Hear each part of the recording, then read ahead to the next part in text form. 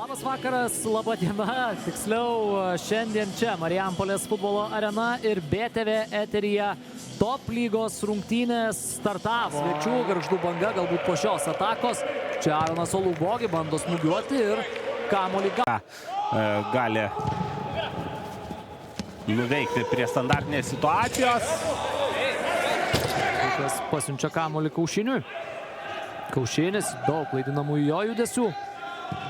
Perdavimas į baudos aikštelę ir kaip pavojingai. Nevirto.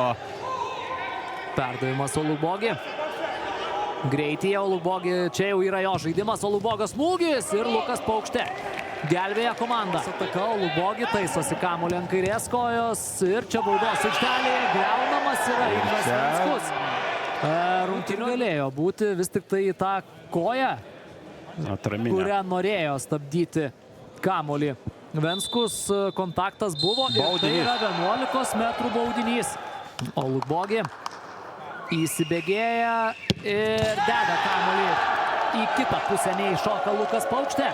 Aronas Olubogi išveda Gargždų Bangos komandą į priekį, rezultatas 1-0. Švenčia kartu su Gargždų Bangos futbolininkais ir Tigrų ekipa. Tigrai labiau girdės. Persirengti greičiau futbolininkus. Čia grubi klaida, Praleika, jo perdavimas. Čia ataka tęsiasi, Misakis Sato, jo smūgis ir ojojoj. Kazlauskas.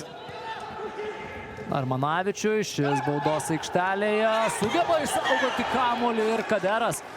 Tarp kitko pasiruošė. Atsilieka, Žunioras atrodo viskas tvarkoj su juo. O čia štai toks epizodas, smūgis ir rezultatas tampa 2-0. Ignas Venskus ir jo džiaugsmas, bet dar labiau už Igną Venskų atrodo džiaugiasi Aronas Olubogi. Nubėgęs švęsti su Tigrų ekipa. Ir Lukas Paukštė nieko čia padaryti jau nebegalėjo. Ilga Bangos ataka. Ir tiesą sakant, Filipavičiaus smūgis kairę koją norėjo į tolimą kampą. Olubogi. Jo perdavimas į baudos aikštelę. Kandė. Ir dabar kaip gelbėja ekipa Lukas. Vėl Dominykas Pašilys. Radinovičius į baudos aikštelę. Diuko smūgis. Ir Volodimiras Klinskis kamuolį gaudo.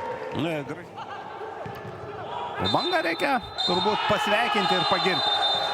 Ne veltui Davidas Afonso sakė, kad jų tikslai yra aukšti, ir pirmas žingsnis link tų tikslų yra žengtas.